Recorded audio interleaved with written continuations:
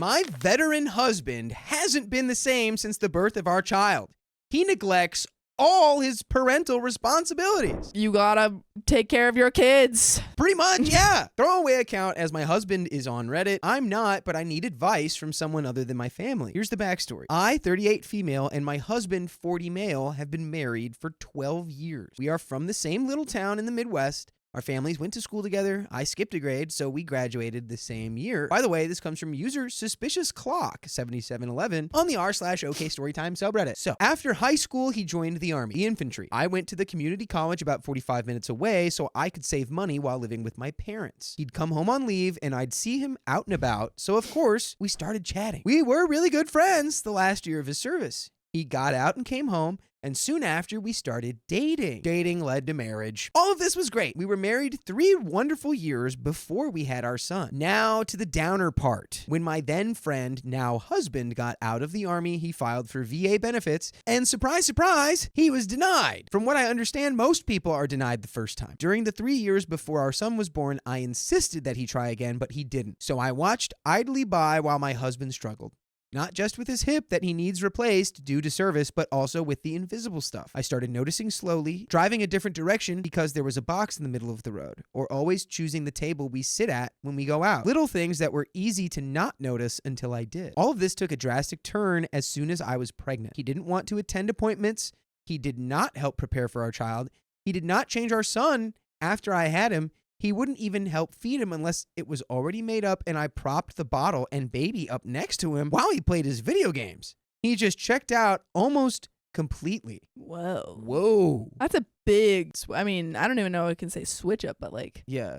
Well, it's clearly there's something, yeah. There's a mental health crisis going on there. Must be. It got worse. Oh, no. Oh. He got a job working out of town and left for a month at a time with only a few days home, sometimes a week. He quit that job, did full-time school, got a degree, didn't use said degree, and went back to work at the same place with the same schedule. The years passed by. He treated me more like one of his little soldiers and not his partner. There was no compromise.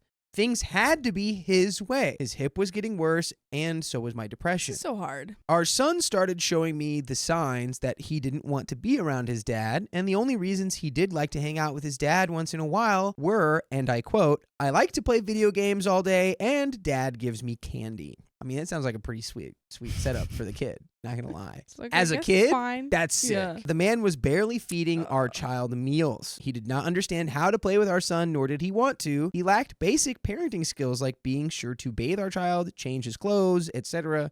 He would watch Scarface, American Sniper, and other adult movies while our son was a toddler and in the same room. During this time, he didn't teach our child anything, didn't help him learn words, except dada, didn't help him to walk. He missed it all. 3 years ago, I finally convinced him we needed a couples therapy or I would have to leave. The therapist and I convinced him to reapply with the VA, and he finally got approved. Thank Okay, God. there we go. A sliver of light. Yes. He started hitting couples therapy every week, and he made sure to go to his individual therapy 1 to 2 times a week in addition to our couples therapy. Amazing. The beginning of this year, the VA gave him some sort of personality test or whatever, and he is medically flat or has a flat affect. I can't remember which way it was stated, but the gist is he lacks emotions, which apparently is common in military members, especially those in combat territories like my husband was. I don't know. This is what we were told, though. It did make sense as he has a very dry sense of humor, so much so people closest to him can't tell if he's joking or not. And in May of this year, the VA told him he's getting his hip replaced, finally. The couples therapy has been great for him, but not for me. Ugh. There are so many hurts that he has caused me. I don't know that I can just forgive him. He's still hurting me, not physically, but I know he's sick. I do not trust him with our child. I do not trust him with our animals, and I do not trust him with my feelings. And now, as of basically last month, he's starting to go back to his old ways of checking out on his life and checking into his video games. I doubt he'll come back, and I'm maxed out on the mental load. Here's the problem. Oh, there've been so many. there's more? already been a lot of problems. While he was out growing his career, my career took a back seat, a far back seat. I have a part-time job and it pays minimum wage. It's the only job I've found in my small town that will let me bring my kiddo to work when I need to. But honestly, there just aren't that many jobs available to me in my little town. I blew all my savings, roughly $15K, on paying the hospital bill for having our son, which is absurd. My whole support system is here. All my siblings and both sets of my parents are here. They're the ones that have been stepping up to help me. I've been very depressed. My family has been coming over to clean my house and start my showers, take my 3 dogs on a walk, and make me meals. Even my son is asking me why I'm so sad. I just can't get out of bed anymore. I've started antidepressants this year, and that's been a roller coaster in itself. If I leave, as my name isn't on anything except my son's birth certificate and doctor bills, I'm not going to get anything. I know I've been told by my family and friends I'll get half, but you only get half if you can afford to fight for half. His family is the predominant farmers/ranchers of the area and have a crap ton of money, plus an oil well. Dang. I think big money, old money, like the Duttons on Yellowstone. Well, now hold on. Where are they? Yeah, why is no one helping with the therapy? Where are they in this? What is this? Any part of this entire story? It seems like none of that money is. Do your fiancés or your husband's parents Would they cut you not off? care about him at all? Meanwhile, I make minimum wage and come from a lower middle class family. The type of family that saves the margarine tub because we won't buy Tupperware and we usually make our Christmas presents at home. And by the way, you can join us live and make Christmas presents with us every weekday at 3 p.m. when we go all live December. on YouTube, on Facebook, on Twitch, on TikTok. Just tap our profile and join the live. We might be live right now. His family has never really been supportive of me. They are very traditional. There it is. And I like having blue hair. I know they won't support my decision, and since I'm the one doing it, they would never place any blame on their golden child. If I stay, I don't know the best outcome, but I can certainly guess at the worst, and I don't like my guess. I've stayed this long, and I know he's in there somewhere. I guess I'm just looking for advice. Should I leave and let him handle this on his own?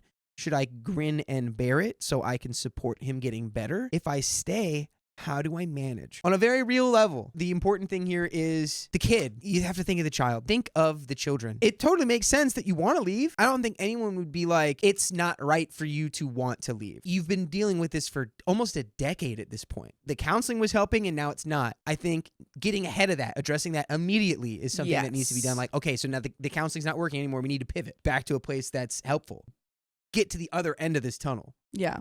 And I think on that, so like kind of adding on to that, I think that OP needs to decide for herself if she is capable of fighting that fight, of, you know, going through that all and making it to the other side. Because I think if the answer is no, you know, I've spent years doing this and I just can't do it anymore, and also she's not getting any help with her kid, then maybe the answer is, one, we still go to his family and say like, hey, he needs your help.